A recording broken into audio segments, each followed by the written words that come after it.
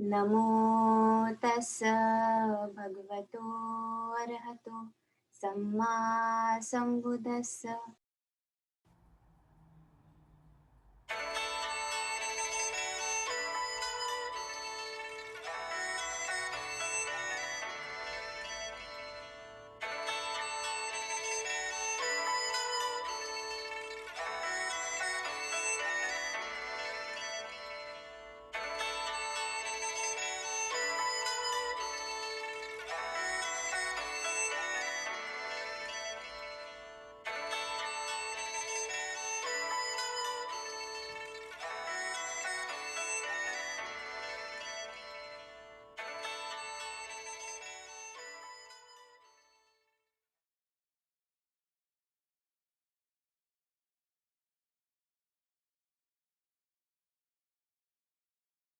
Okay, so let's start today.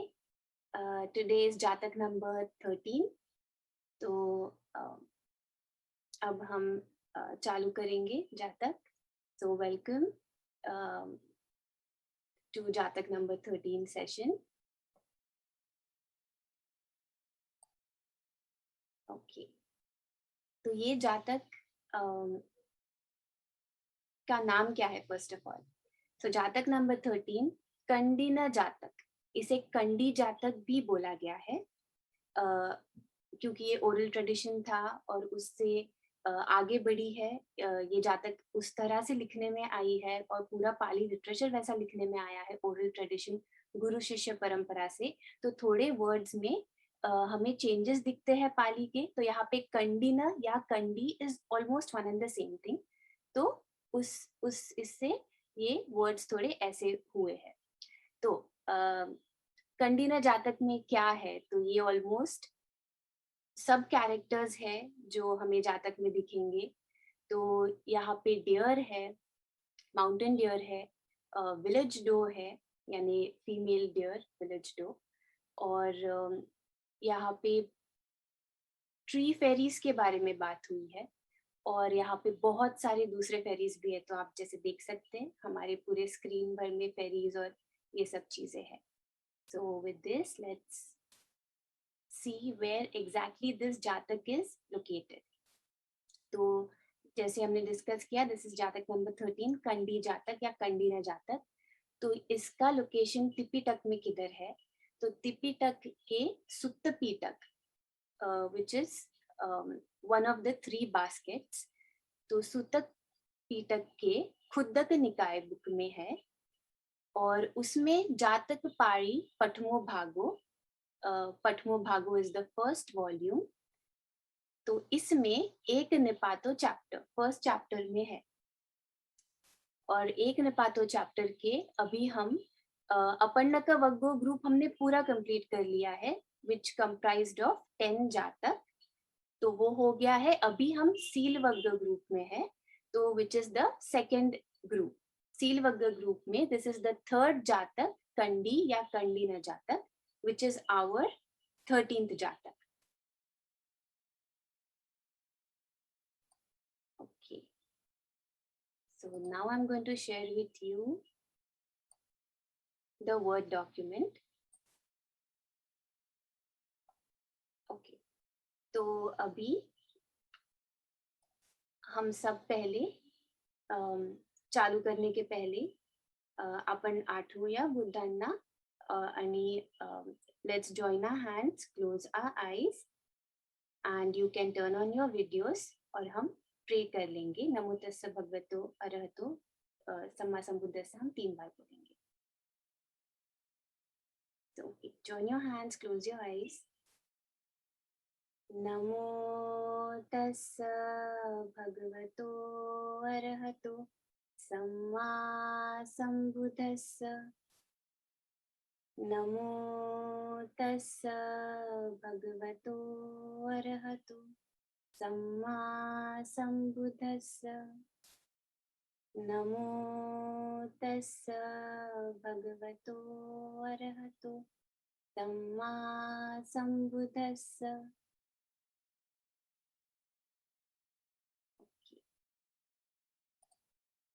तो जैसे हमने ये प्लेसमेंट जातक का ऑलरेडी डिस्कस किया है।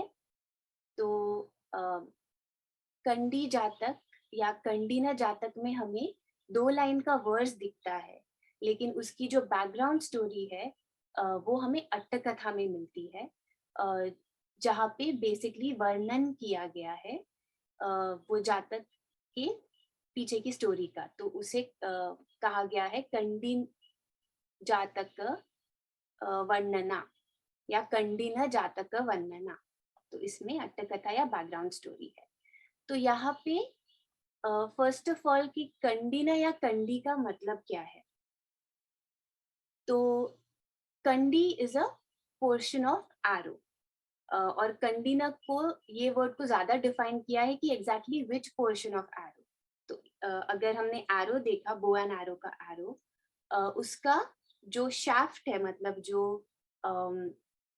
एरो हेड होता है उसको लग के जो लंबा सा वुडन पीस होता है, वो शाफ्ट जब हम एरो हेड में या डार्ट में इंसर्ट करते हैं तो वो प्रोसेस को कंडीना बोला है, और कंडी is a portion of arrow. Okay, तो नाउ जैसे हम पहले बैकग्राउंड स्टोरी डिस्कस करते हैं, तो ये जातक हमें किसने बताई। So this was told by the blessed one while he was dwelling at Jetavana. तो ये हमें बुद्धा ने बताई जब वो जेतवन में रह रहे थे। तो जेतवन विहार सावथी यहाँ रह रहे थे, that is the place. Okay, now what is this story about. It is about a dissatisfied monk.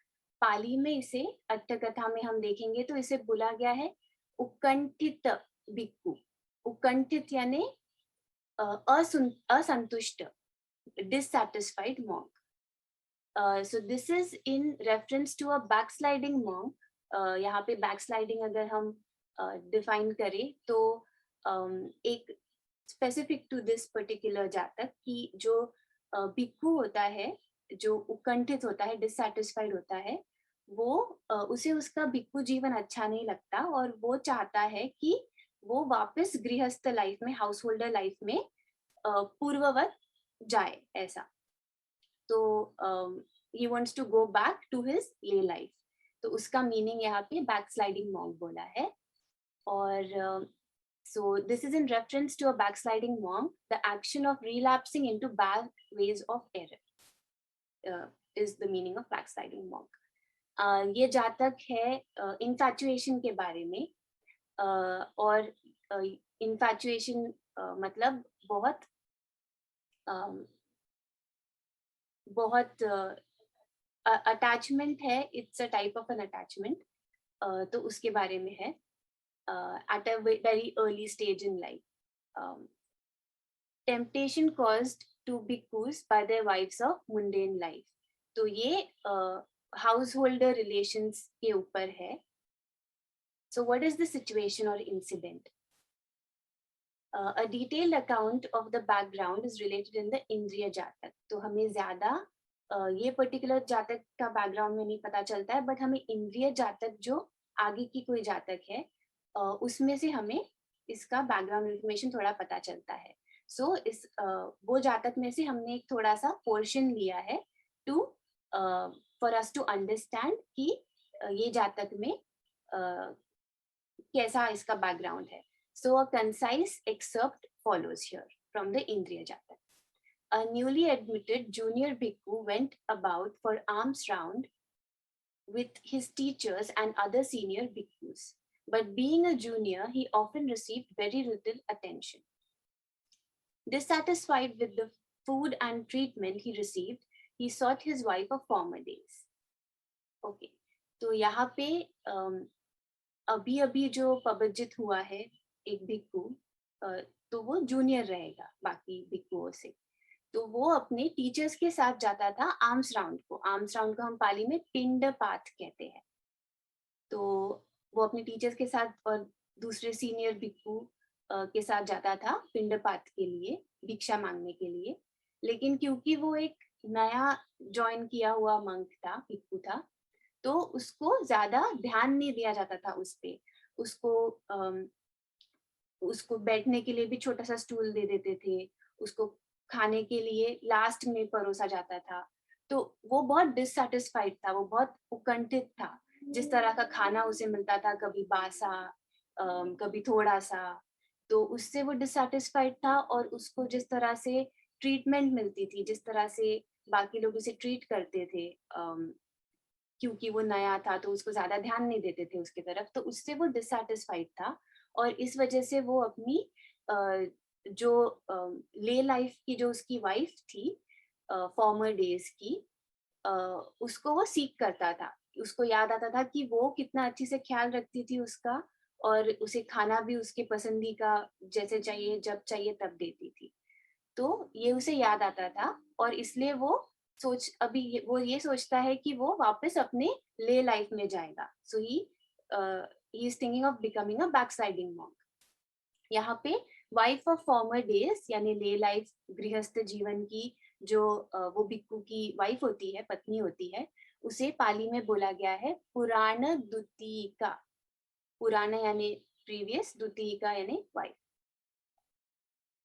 She provided him with every comfort and gradually tempted him with the desire to become a householder again.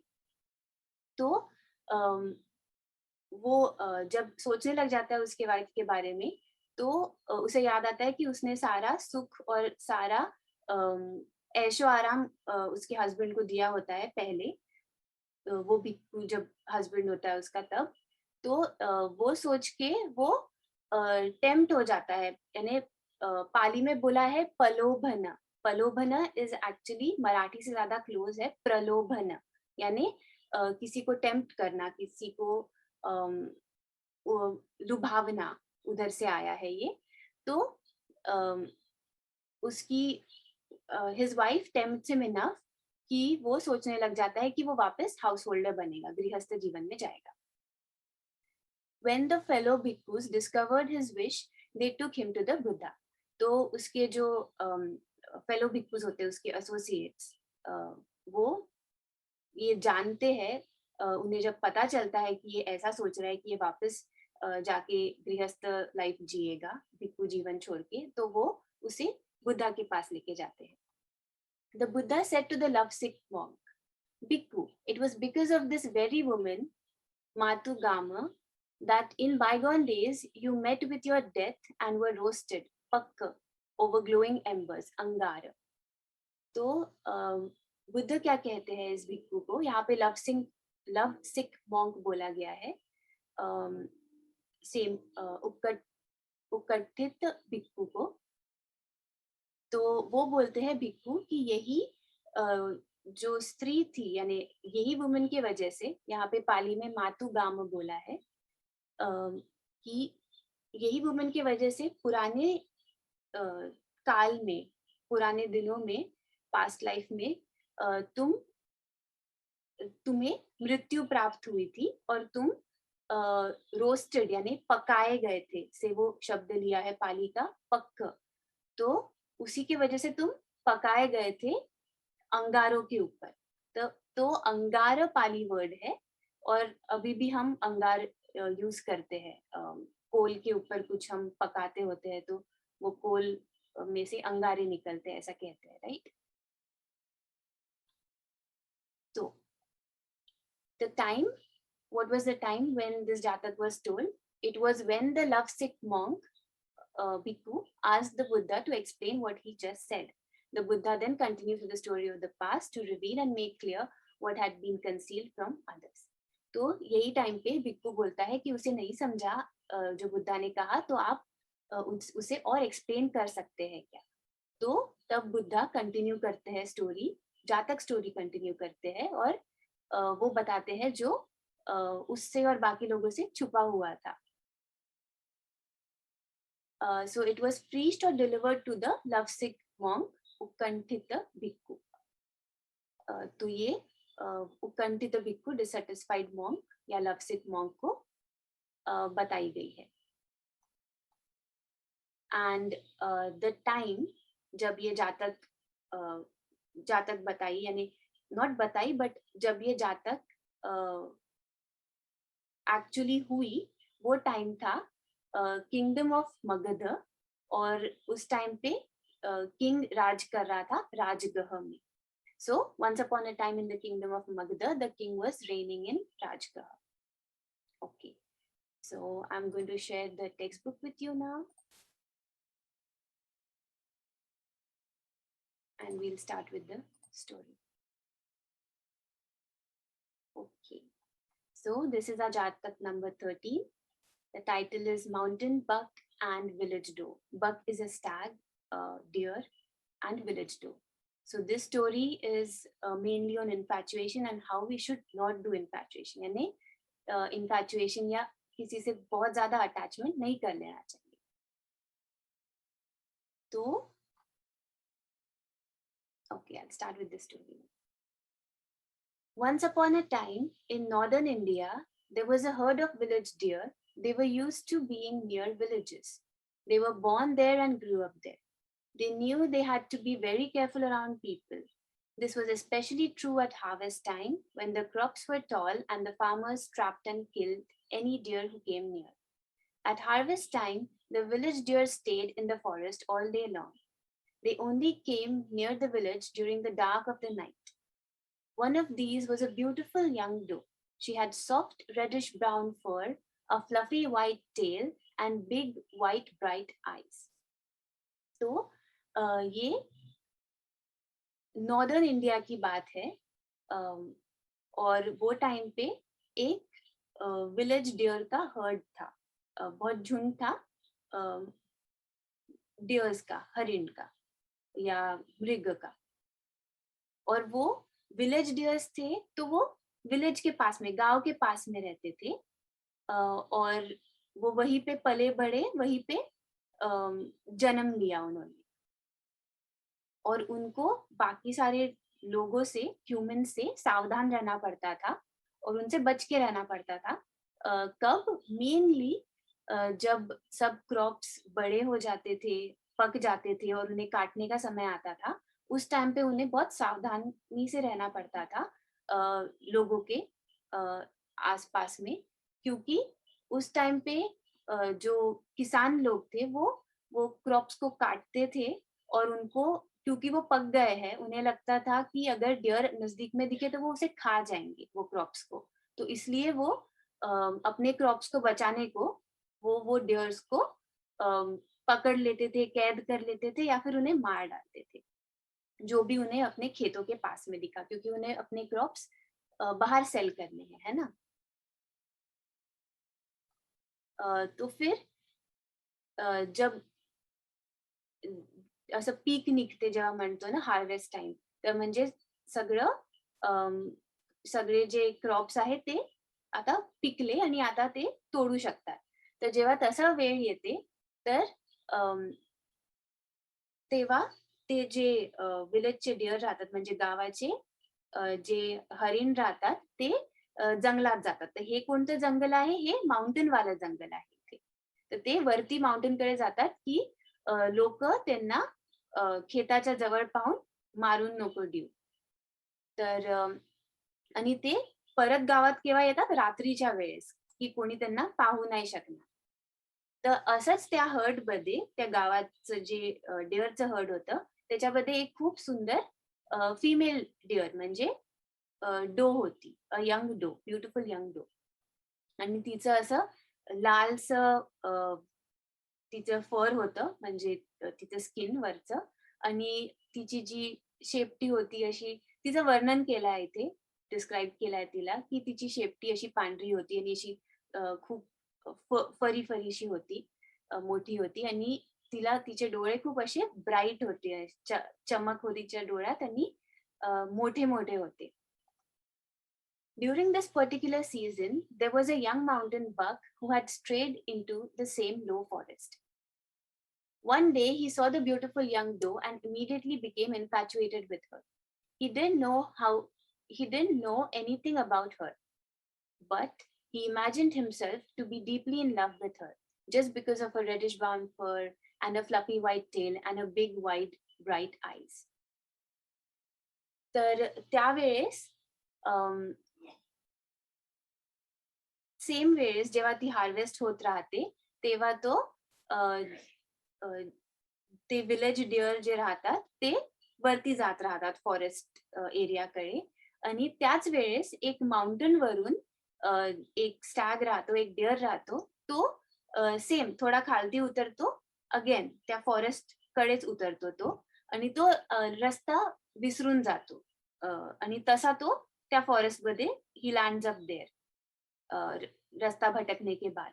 तो एक दिन वो अम, ऐसे ही वो young doe को देख लेता है और एकदम से वो बहुत अटैच हो जाता है उसको, वो बहुत अच्छी लगती है, उसे पसंद करने लग जाता है वो। वो उसके बारे में कुछ ज़्यादा जानता नहीं है, लेकिन उसको लगता है कि वो बहुत प्यार में पड़ गया उसके, एकदम अटैच हो गया उससे। क्योंकि उसका फर, उसका रेड फर देख के और उसका व्हाइट टेल देख के और उसकी बड़ी आँखें देख के वो अटैच हो जाता है उससे। He even dreamt about her although she did not know he existed. तो इवन दो वो यंग डो को पता नहीं था कि वो ऐसा कोई डियर है भी माउंटेन डियर, लेकिन फिर भी वो उसको लाइक करने लगा था. After a few days, the young mountain buck decided to introduce himself. As he was walking into, as he was walking out into the clearing where she was grazing, he was entranced by her appearance and could not take his eyes off her. He began speaking, "Oh, my sweet beauty, as lovely as the stars and as bright as the moon, I confess to you that I'm deeply." Just then, the young buck's hoof got caught in a root. He tripped and fell, and his face splashed in a mud puddle. The pretty village doe was flattered, so she smiled. But inside, she thought, this mountain buck was really rather silly. तो यहाँ पे छोटा सा incident है कि ऐसे ही कुछ दिन वो माउंटेन डियर देखते रहता है वो यंग डो को और एक दिन वो ऐसे सोचता है कि मैं खुद का परिचय दूंगा, यानी थोड़ा इंट्रोडक्शन दूंगा खुद का उसको और फिर वो ऐसे ही उसके थोड़ा नजदीक जाता है जहाँ पे वो चरते रहती है घास और वो उसको देखते ही रह जाता है क्योंकि वो उसको लाइक करता है और फिर वो उसको बोलता है कि अम, यानी इतनी सुंदर हो तुम, जैसे स्टार्स है, जैसे तारे हैं और इतनी चमक है जैसे कि मून जैसा, चांद जैसी चमक है और मुझे एडमिट करना है कि मैं बहुत ज्यादा, और वो ऐसे बोलते ही रहता है कि उसका पैर है, पैर का हूफ यानी वो जो ब्लैक पार्ट होता है डियर के पैर के यहाँ पे हार्ड वाला, वो एक झाड़ के मूल यानी रूट में फंस जाता है और वो गिर जाता है और उसका चेहरा एक मिट्टी का एक पडल रहता है वहां पे, यानी गीली मिट्टी का जगह रहता है वहां पे उसका चेहरा गिर जाता है और वो सब उसके चेहरे पे लगता है वो मिट्टी. तो वो जो विलेज डो होती है, गांव की डो, वो बहुत यानी उसे हंसी आ जाती है उस पे, लेकिन वो अंदर ही अंदर सोचती है, यानी उसे अच्छा लगता है वो जो बोलता है पर वो अंदर अंदर सोचती है कि ये माउंटेन बग बहुत सिली है, मतलब कितना अम, कितना फनीली वो गिर गया ऐसे, उसका ध्यान भी नहीं था, ऐसा वो सोचती है थोड़ा. Meanwhile, unknown to the deer, there was a clan of tree fairies living in that part of the forest. They had been watching the mountain buck while he secretly watched the village doe. When he walked out into the clearing, began his speech, and fell in the mud puddle. The fairies laughed and laughed. What fools these dumb animals are, they cried. But one fairy did not laugh. He said, I fear this is a warning of danger to this young fool. तो जब ये सब होते रहता है तो वहां पे बहुत सारे ट्री फेरीज होते हैं, झाड़ पर रहने वाले फेरीज. तो वो ये सब देखते रहते हैं कि माउंटेन बग ने ऐसा स्पीच दिया विलेज डो को और वो उसको चाहने लगा था, तो ये सब वो जानते हैं. और जैसे वो गिरता है वो मड पडल में, वो कीचड़ में गिर जाता है उसका फेस, तब वो बोलते हैं कि मतलब वो हंसने लग जाते हैं सारे फेरीज, लेकिन एक फेरी रहता है, now this is a male fairy, तो वो फेरी बोलता है कि मुझे डर लग रहा है कि ये एक चेतावनी है, ये पर्टिकुलर माउंटेन बग की के लिए, उसको डेंजर दिखता है, उसमें उसे खतरा दिखता है, तो वो ऐसा बहुत सीरियसली बोलता है, जबकि बाकी फेरीज बोलते हैं कि ये कितना कितना मूर्ख है, ये यानी जानवर कितने मूर्ख होते हैं, और ऐसे करके वो हंसते रहते हैं। लेकिन एक फेरी बहुत सीरियसली ये बोलता है कि मुझे डर है कि ये एक चेतावनी है इस माउंटेन बग के लिए। The young buck was a little embarrassed, but he did not see it as any kind of warning. From then on, he followed the doe wherever she went. He kept telling her how beautiful she was and how much he loved her. She didn't pay much attention. Then night came and it was time for the doe to go down to the village. The people who lived along the way knew the deer passed by at night, so they set traps to catch them. That night, a hunter waited, hiding behind a bush. तो यहाँ पे वो जो mountain dear होता है वो थोड़ा उसे शर्मिंदगी महसूस होती है कि अरे ऐसा हो गया, मैं बोल ही रहा था और मैं गिर गया कीचड़ में। लेकिन उसने कुछ ज्यादा सोचा नहीं उसके बारे में, वो फिर भी अपना कंटिन्यू करते रहा और वो यंग डो के साथ साथ रहते रहा, जहाँ वो जा रही थी उसके पीछे पीछे जा रहा था और उसको बोल रहा था कि वो बहुत सुंदर है और उसके बारे में बात कर रहा था और उसको बहुत लाइक करता है, ऐसा बोल रहा था। लेकिन वो जो यंग डो है वो ज्यादा ध्यान नहीं दे रही थी उसके तरफ। तो फिर रात हो जाती है, उस पर्टिकुलर दिन के लिए रात हो जाती है, और ये वाले टाइम पे वो जो विलेज डो का हर्ड, लाइक विलेज डो का जो कंप्लीट हर्ड है, वो लोग नीचे की तरफ ट्रैवल करते हैं, वापस गांव के तरफ जाते हैं। तो वहां पे जो लोग रहते हैं गांव के आसपास और थोड़ा ऊपर में, अम, वो उन्हें पता होता है कि ये डियर्स है वो रात को ट्रैवल करते हैं और वापस लो लाइंग एरियाज में आते हैं। तो वहां पे वो क्या करते हैं लोग, वो ऐसे ट्रैप करने की जगह बना के रखते हैं उनके लिए, पत्थरों की ऐसे कुछ, कि वहां पे जैसे वो आएंगे वैसे उन्हें पकड़ लेंगे, बंदी बना लेंगे टाइप्स।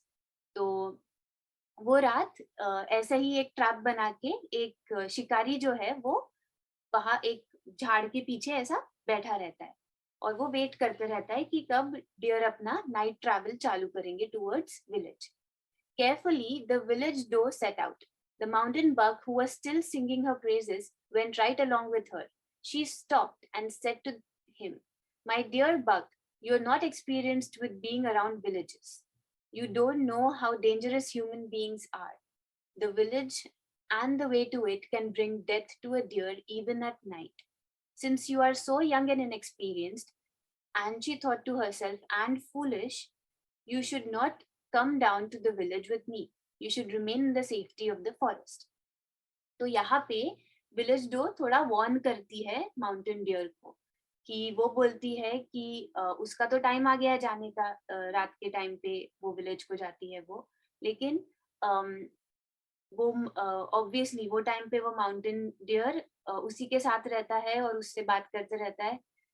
लेकिन वो टाइम पे वो उसको बोलती है कि रुको, अ, तुम्हें ज्यादा एक्सपीरियंस नहीं है विलेज में जाने का, और आजू बाजू में जो ह्यूमंस रहते हैं, विलेजर्स, उनके गाँव वालों के आजू यानी गाँव वालों के साथ तुम्हें एक्सपीरियंस नहीं है, तुम उनके बारे में नहीं जानते और वो कितने डेंजरस होते हैं कि वो अम, कभी भी डियर को मार सकते हैं, इवन वो दिन रहे या रात रहे तो कभी भी मार सकते हैं, तो तुम्हें केयरफुली रहना पड़ता है और ये तुम नहीं जानते क्योंकि तुम्हें एक्सपीरियंस नहीं है, यू आर इनएक्सपीरियंस्ड, और इतने यंग हो तो तुम्हें पता भी नहीं रहेगा, और क्योंकि तुम माउंटेन में रहते हो। तो वो बोलती इनएक्सपीरियंस्ड है और खुद के लिए सोचती है कि मूर्ख भी हो तुम, यानी वो जब वो मड पडल का इंसिडेंट सोचती है तो उसे लगता है कि वो मूर्ख है। तो इसलिए वो बोलती है कि तुम्हें मेरे साथ गांव की तरफ नहीं आना चाहिए, तुम्हें यहीं पे रहना चाहिए और तुम्हें वापस अपने माउंटेन में जाना चाहिए और फॉरेस्ट में तो भी रहना चाहिए. At this, the tree fairies applauded, but of course the deer could not hear them.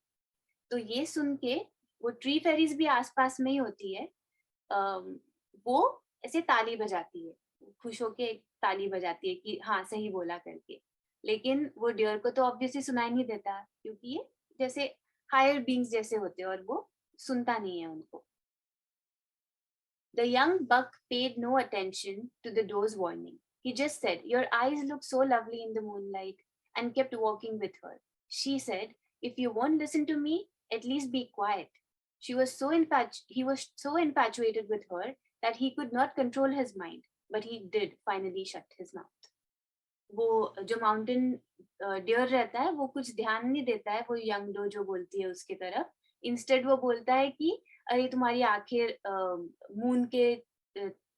Moon के लाइट में कितनी अच्छी दिख रही है. और वो अभी भी कंटिन्यूड ही कंटिन्यूड बीइंग अटैच्ड और इन्फैचुएटेड विद हर. और ऐसे ही वो चलते रहता है उसके साथ में. तो वो उसे बोलती है कि अगर तुम मेरी बात नहीं सुन रहे हो, तुम यहाँ पे फॉरेस्ट में नहीं रह रहे हो, तो कम से कम चुप तो भी रहो कि बाकी लोग हमें स्पॉट ना करें, हमें देख ना ले, और हम पे हमला ना करें. वो फाइनली उसके साथ साथ जाता है, लेकिन कम से कम अपना मुंह चुप रखता है वो mountain deer. After a while, they approached the place where the hunter was hiding behind a bush. The fairies saw him and became agitated and frightened for the deer's safety. They flew nervously around the tree branches, but they could only watch. The doe could smell the hiding man. She was afraid of a trap. So, thinking to save her own life, she let the buck go first. She followed a little way behind. तो अभी क्या होता है, वो mountain dear और village dough वो जगह के पास आते रहते हैं जहाँ पे वो शिकारी झाड़ के पीछे बैठा रहता है.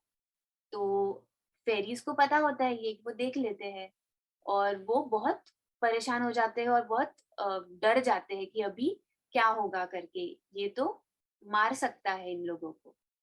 और वो बहुत चिंतित भी रहते हैं कि डियर का क्या होगा, वो सुरक्षित रहेगा कि नहीं, क्योंकि उसे तो पता नहीं हो ये सब चीजों के बारे में और वो इनएक्सपीरियंस्ड है. तो वो ऐसे चिंता में और ऐसे परेशानी में वो उड़ने लग जाते हैं आजू बाजू, बहुत अस्वस्थ हो जाते हैं वो, और वो उदच्च में ऐसे उड़ने लग जाते हैं झाड़ों और ब्रांचेस के आजू बाजू में. लेकिन वो कुछ कर नहीं सकते, वो जाके बता नहीं सकते, वो उनकी आवाज वैसे भी सुनाई नहीं आएगी, तो वो और कुछ नहीं कर सकते, लेकिन वो सिर्फ देखते रहते हैं वहां पे. और अभी वो विलेज डो, उसको तो एक्सपीरियंस होता है हंटर कैसे होते हैं और शिकारी कैसे कैसे वहां पे ट्रैप सेट कर सकते हैं. तो वो स्मेल कर लेती है कि यहाँ कोई इंसान छुपा हुआ है करके, और उसको डर लगता है कि वो फंस जाएगी, उसको बंदी बना लेंगे. तो इसलिए वो ऐसे सोचती है कि मैं खुद की जान बचा लेती हूँ. तो और वो पता रहते हुए वो माउंटेन बक को आगे जाने देती है, वो डियर को आगे जाने देती है और खुद थोड़ा डिस्टेंस रखती है वो डियर और खुद के बीच में, और थोड़ी देर बाद उसके पीछे जाती है. तो ऑब्वियसली जब हंटर उसे देखेगा, उसे सबसे पहले डियर दिखेगा और वो उस पे हमला करेगा, और डो पीछे ही रहेगी. और अगर उसने देखा कि हाँ वहां पे शिकारी बैठा है, तो उधर से भाग जाएगी, ऐसा सोचती है वो. When the hunter saw the unsuspecting mountain buck, he shoot his arrow and killed him instantly. There should have been shot here. So seeing this, the terrified doe turned tail and ran back to the forest, clearing as fast as she could. तो वैसा ही होता है, वो शिकारी तो expect नहीं करता है कि माउंटेन डियर वहां पे आएगा, लेकिन जैसे वो देखता है वो उसे मार डालता है तभी के तभी. और वो यंग डो देख लेती है ये, और वो डर के मारे वैसे के वैसे वो उल्टी भाग जाती है, कहाँ, फॉरेस्ट के तरफ वापस से. The hunter claimed his kill. He started a fire, skinned the deer, cooked some of the venison, and ate his fill. Then he threw the carcass over his shoulder and carried it back home to feed his family. तो अभी वो शिकारी क्या करता है, वो मार देता है वो डियर को, अभी आग जलाता है, उसका डियर का स्किन निकालता है, उसे पकाता है और जो डियर का मीट है, यहाँ पे वेनिसन कहते हैं उसे, और वो पकाता है वो मीट को और वो खा लेता है उसको जितना चाहिए। बचा हुआ वो अपने कंधे पर लेके जाता है वापस घर की तरफ, कि उसके फैमिली को वो खिला पाए वो चीज़। तो it's kind of a bad end for the deer. When the fairies saw what happened, some of them cried. As they watched the hunter cut up the once noble looking buck, some of them felt sick. Others blamed the careful doe for leading him to the slaughter. तो ये सब incident वो fairies देखते रहते हैं और उन्हें बहुत ही बुरा लगता है जो हुआ। वो जो इतना अच्छा डियर रहता है, वो उसे देखते हैं कि वो हंटर ने उसे काटा और फिर उन्हें वो देख के यानी खराब लगता है और ऐसे बीमार जैसी फीलिंग आती है उन्हें।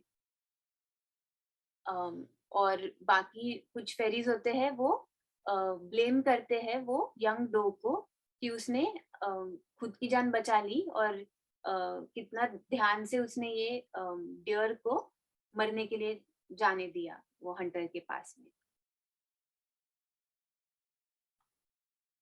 और उससे ऐसे ब्लेम करते हैं वो यंग डो को। But the wise fairy who had given the first warning said it was the excitement of infatuation that killed this foolish deer. Such blind desire brings false happiness at first but ends in pain and suffering. तो ये actually थोड़ा main part है story का।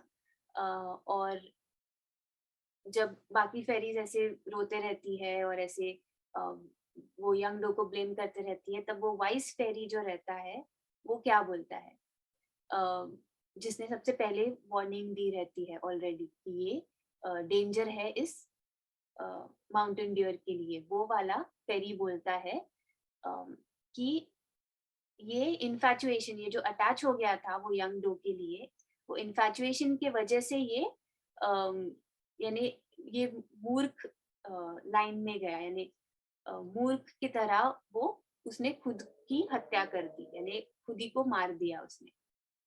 किस वजह से? क्योंकि वो इतना अटैच था, उसे बाकी सब चीजें नजर नहीं है, और इसलिए उसे ब्लाइंड बोला गया है, ब्लाइंड डिजायर। तो we can also say infatuation is like a blind desire, अंधी इच्छा ऐसे। और वो कहता है कि ऐसा ब्लाइंड डिजायर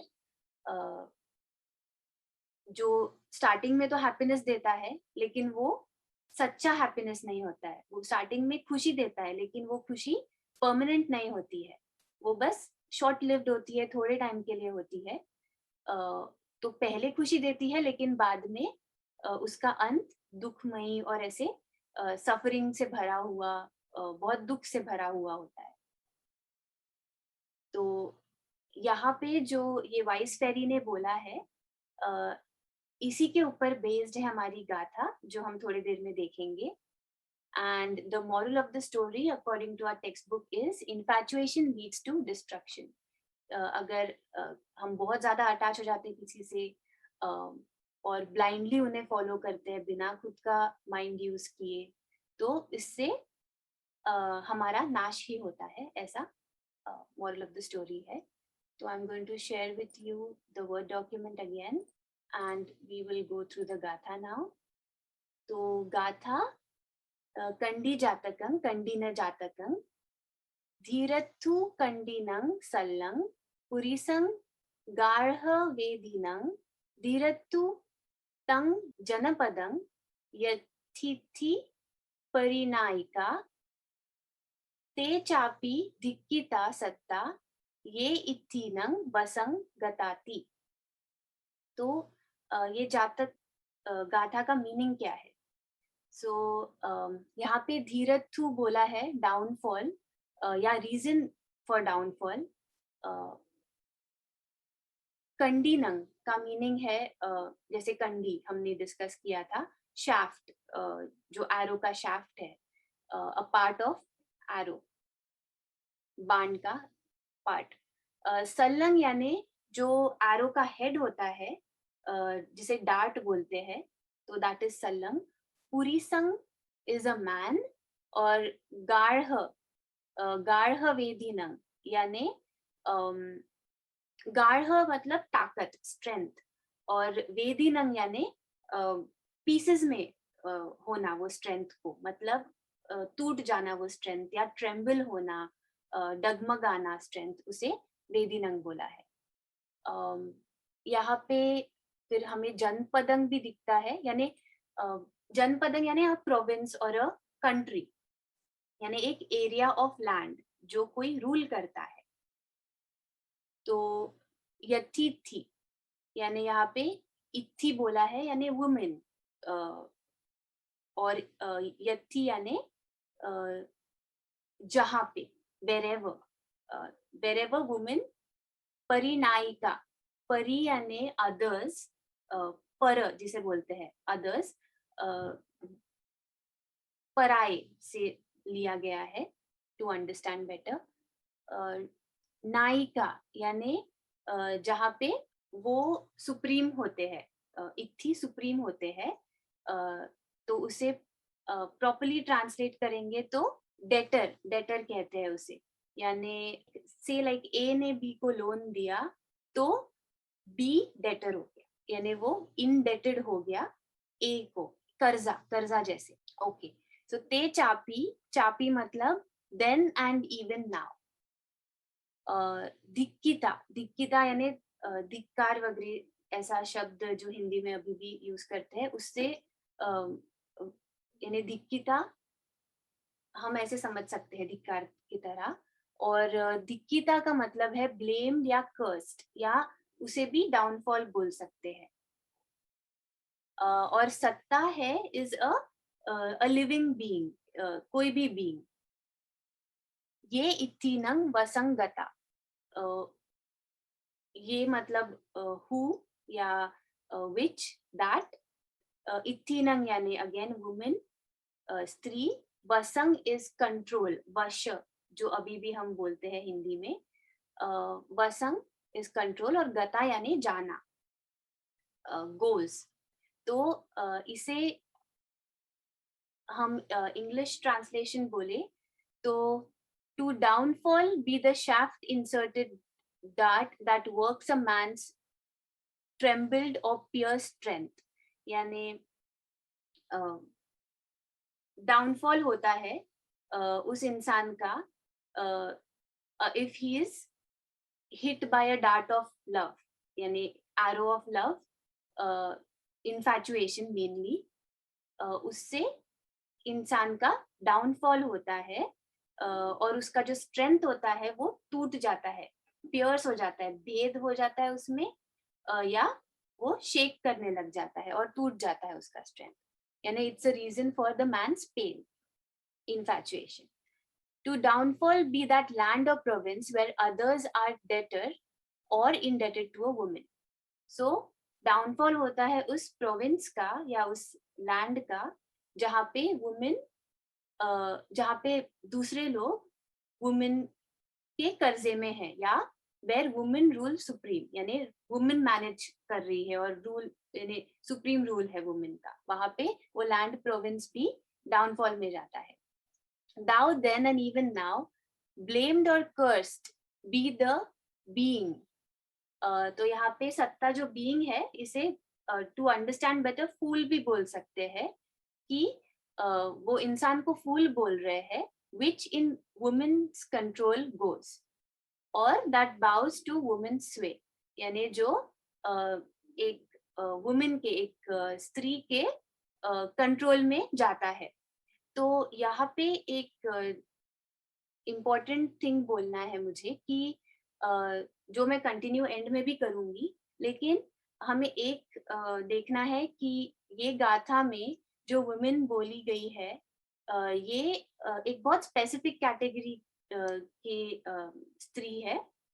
मेनली हम ऐसा बोल सकते हैं कि जो बैड मीन्स यूज करते हैं किसी को कंट्रोल करने को. तो I would say this is not just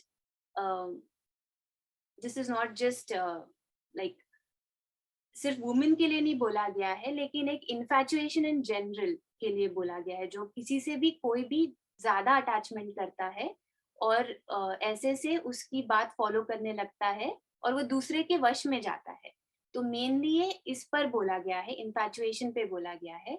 ये वुमेन जो है वो बहुत स्पेसिफिक टाइप के वुमेन के लिए बोला गया है, जो एक्चुअली वो टाइम पे अपना जॉब ही कर रहे होते हैं और अभी भी है वैसे, लेकिन वो अपना जॉब ही करते होते हैं। तो it's not for all the women, क्योंकि हमें हमारे पाली लिटरेचर में और भी ऐसे अरियर स्त्री दिखती है, और भी वुमेन दिखते हैं जिसके बारे में हम आगे बात करेंगे, जिन्होंने हमें बहुत कुछ सिखाया है और जिनमें अरहंत बनने की ताकत थी। None less than a man, जो एक आदमी भी या एक भिक्खु भी जो अरहंत बन सकते थे, वैसे ही भिक्खुनी भी काफी भिक्खुनियां हैं जो अरहंत बनी है। तो let's just keep this gatha specific to only those specific women and not generalize it to all women. ये एक्सप्लेन करने के लिए ऐसी गाथा है basically. Okay, so with this we are almost coming to a close of this जातक। तो यहाँ पे कंडी जातक वर्णना में यानी बैकग्राउंड स्टोरी में एंड में जब बुद्धा रिलेट करते हैं पास्ट स्टोरी और प्रेजेंट स्टोरी को, तो ये वो पार्ट पे हम आए हैं।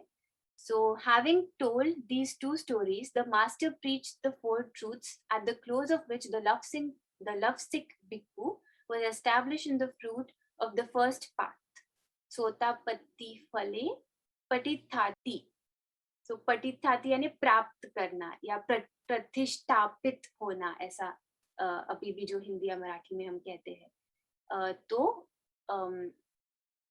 ये दोनों जब स्टोरी बताई बुद्धा ने, और एंड में वो जो उकंठित भिक्खु जो रहता है, उसे या लवसिक भिक्खु, उसे फोर ट्रूथ्स बताए, यानी फोर नोबल ट्रूथ्स बताए।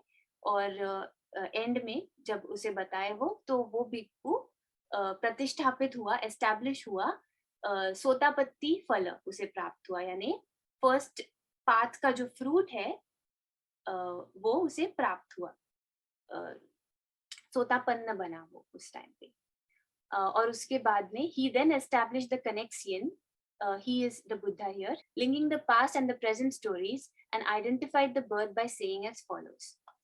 तो फिर बुद्धा लिंक करते हैं दोनों स्टोरीज को, प्रेजेंट लाइफ की स्टोरी और जातक स्टोरी, और वो बताते हैं कि कौन कौन था। तो यहाँ पे जातक लाइफ वो वाला पीरियड है जब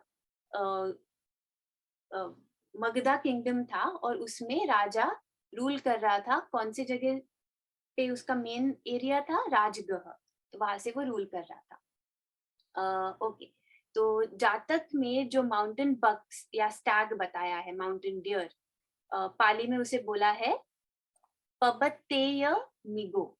तो पब्बत इज अ माउंटेन, पब्बत इज अ माउंटेन, और मिगो इज अ डियर। अभी भी जो हम मृग बोलते हैं हिंदी में, हरिण मराठी में, तो मिगो इज अ डियर। तो जो पब्बतेय मिगो था वो प्रेजेंट लाइफ का लवसिक भिक्खु था, उकंठित भिक्खु, डिससैटिस्फाइड मॉन्क वो था। और जो यंग विलेज डो थी, मिग पोटिका बोला है यहाँ पे।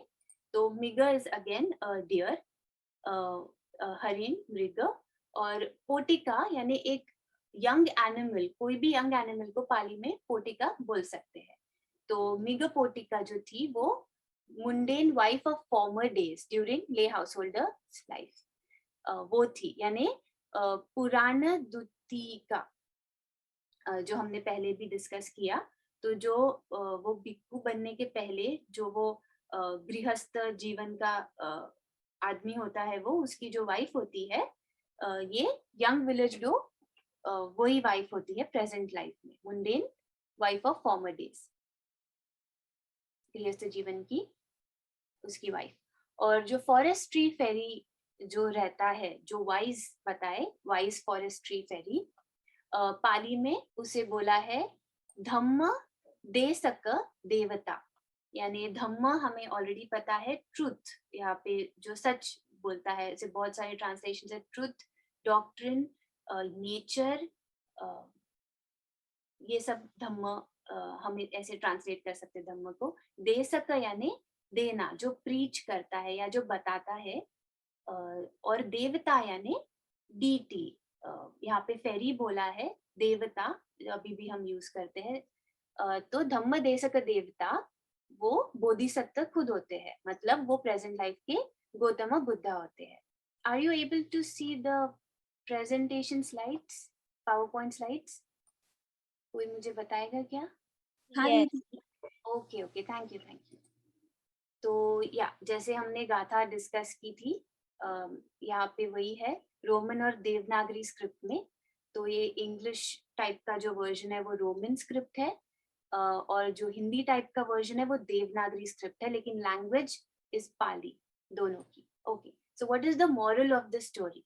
First of all, who was the बोधिसत्ता? देन फॉरेस्ट ट्री फेरी, धम्म देसक देवता। और ये जातक ने हमें क्या सिखाया?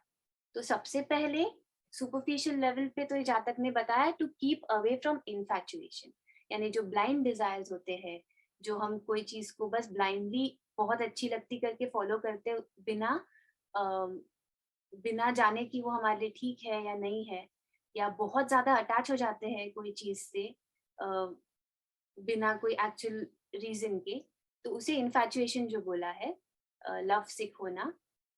अ, तो अ, उससे दूर रहना, ये जातक ने हमें बताया सुपरफिशियल लेवल पे। अ, और आगे में बट देन जो मैं कह रही थी कि गाथा में जो बताया गया है इत्थी के बारे में, वुमेन के बारे में, तो वो थोड़ा यहाँ पे मैं एलैबोरेट करती हूँ। तो be like Mahaprajapati Gautami theory, Yashodhara theory, Vishakha ले फीमेल डिसाइपल, बट बहुत अग्र थी वो फोरमोस्ट, और कुमार कश्यपो माता थेरी। तो इसमें से कुछ हमने कुछ वुमेन के बारे में पहले भी पढ़ा है, जस्ट लास्ट जातक में ही पढ़ा है। तो हमें ये स्पेसिफिकली जो गाथा थी वो वुमेन को कंसर्न थी जो बुरे तरीके इस्तेमाल करते हैं किसी को वश में करने के लिए। तो जस्ट लीव दैट गाथा to that part.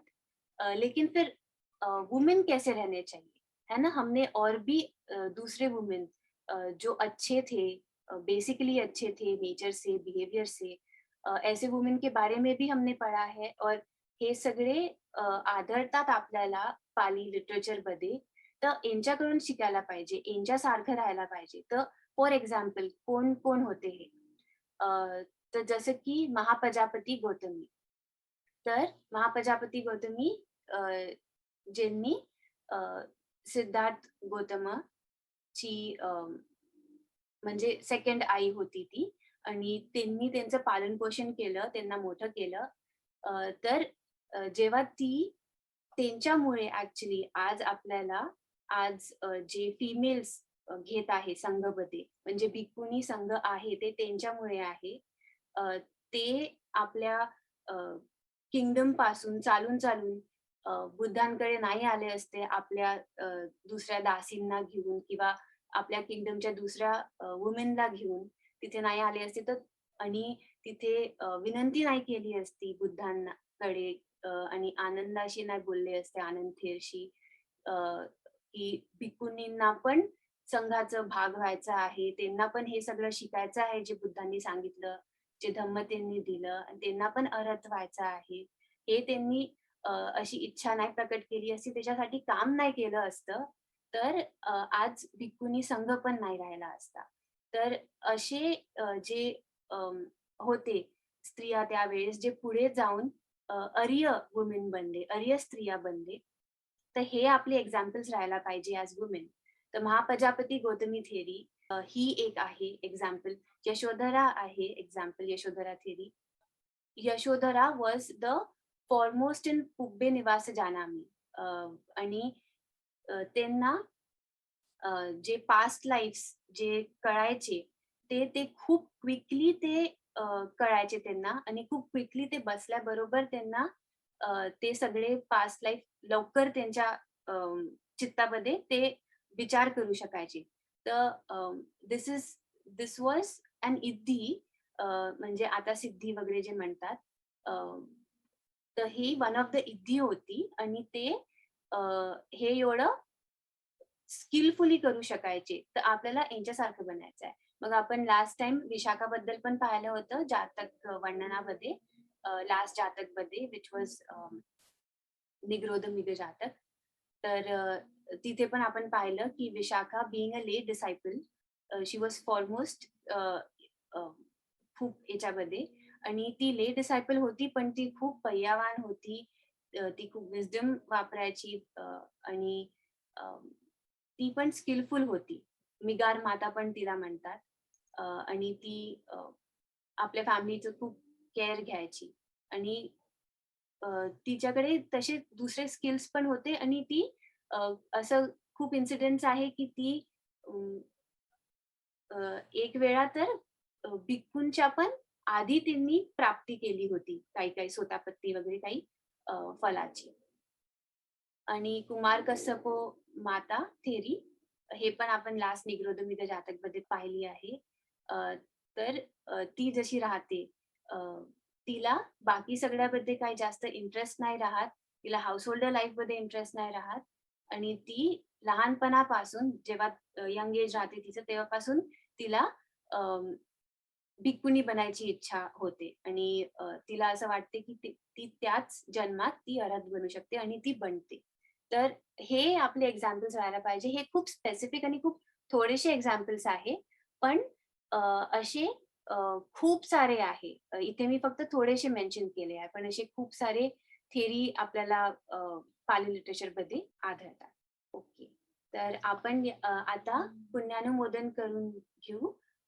Sharing of merits, जे पण आपण मेरिट्स जमा केले आजच्या धम्म डिस्कशननी, आजच्या जातक सेशननी, तर आपण ते सगळ्यांसोबत शेअर करूया, आणि पथ्थना आपण म्हणूया आता. ओके.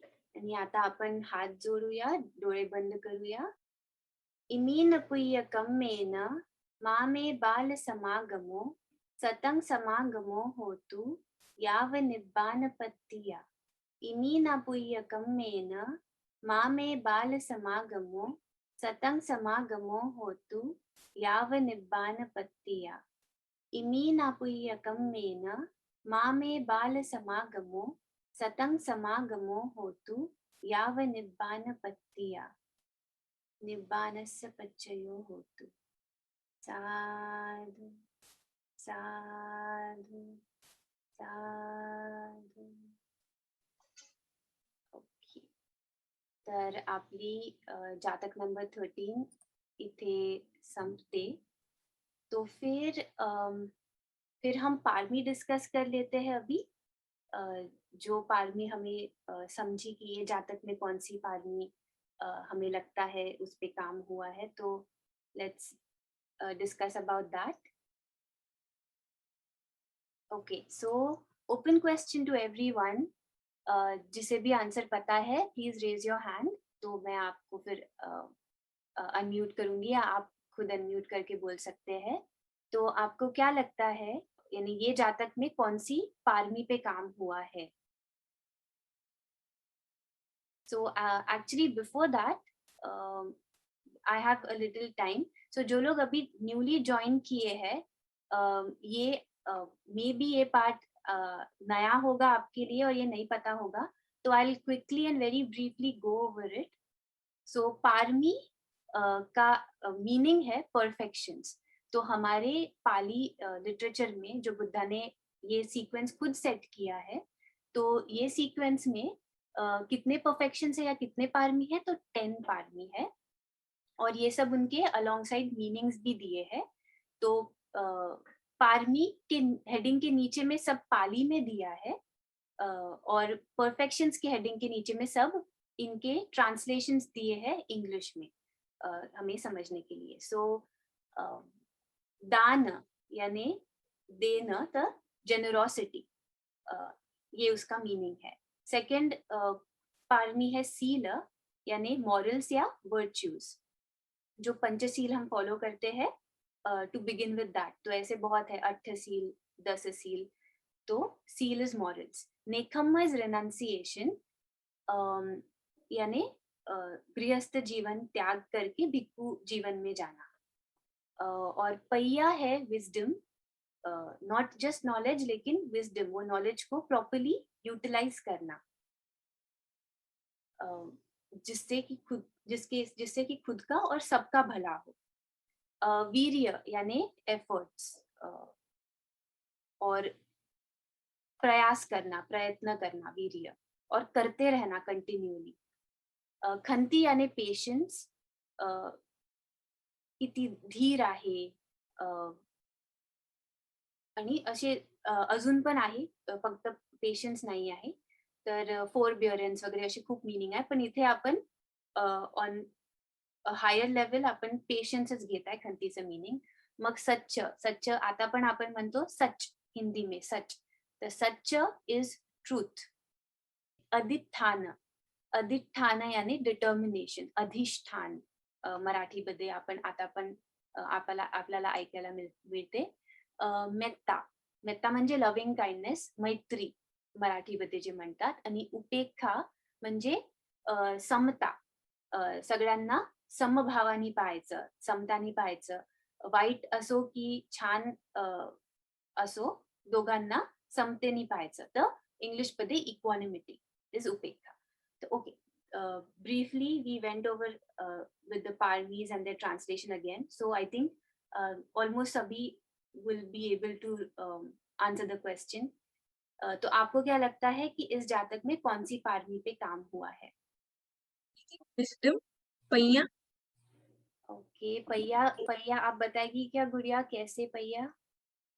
क्योंकि हमको विजडम से काम लेना चाहिए, कि ब्लाइंड किसी को ऐसे फॉलो नहीं करना चाहिए। Right, right. तो ऐसा हमें करना चाहिए, दैट इज वेरी ट्रू। लेकिन जातक में वो डियर ने वैसा किया नहीं होता है। लेकिन जब हम वर्णना वर्णना देखते हैं, बैकग्राउंड स्टोरी, उसमें वो भिक्खु एंड में वो समझ जाता है और वो वापस वो बैकस्लाइडिंग मॉन्क नहीं बनता फिर वो, और वो सोतापत्ती फल प्राप्त करता है। तो हम कह सकते हैं कि उसने थोड़ा वहां पे, जब बुद्धा ने बताया तो उसमें से थोड़ी पहिया उसने ली, थोड़ा विजडम लिया और सोतापत्ती फल में एस्टैब्लिश हुआ। तो हाँ, पहिया कह सकते हैं in that sense, but not exactly in story वाला जातक, क्योंकि उसमें तो ही didn't work according to wisdom whereas he should have. Okay, और कोई लगता है क्या किसी को? आई थिंक, हाँ, ये जातक में दिस वाज प्रीटी मच जो हम पारमी के बारे में डिस्कस कर सकते हैं। इसमें ऐसा स्पेसिफिकली कोई पारमी को ऐसे हाईलाइट नहीं किया है, but it was just a story जिससे हम सीख पाए, और हमने फिर दूसरे, not just limited to the Jataka और द बैकग्राउंड स्टोरी, हमने और भी चीजें सीखी आज। तो I think this is it for today's session. So we will yeah, one more thing we can say is seal पे हमें काम करना चाहिए ये जातक में, यानी वर्णना के हिसाब से सील में करना चाहिए काम, बिकॉज दिस इज सील वग्ग, तो सील पे तो हुआ ही होगा काम। एंड फाइनली जो उकंठित भिक्खु होता है, डिससैटिस्फाइड मंक, वो फॉलो करता है ना, बेसिकली वो नहीं जाता है वापस, और वो सील फॉलो करके वापस भिक्खु जीवन में ही रहता है, एंड वो एस्टेब्लिश होता है सोतापत्ती फल में। तो इसलिए वी कैन से कि हाँ, सील भी है, एंड दिस इज सील वग्गु, so morals, okay, that is one more thing we can say. तो yeah, according to me this should be it. तो अभी हम आज का जातक सेशन कंक्लूड करते हैं। जातक number 13 concludes here, and we will meet again next Sunday for India, morning 9:30 a.m. and 9 p.m. for US people on Saturday. So, and we'll go over the Jatak number 14 on in our next session. So, abhi ke liye we will end today's session here, and सबको बहुत happy Sunday and a very happy rest of the weekend. So thank you for joining, everyone. Thank you. Thank you, beta. Sadhu Sadhu Sadhu Sadhu, sadhu, sadhu.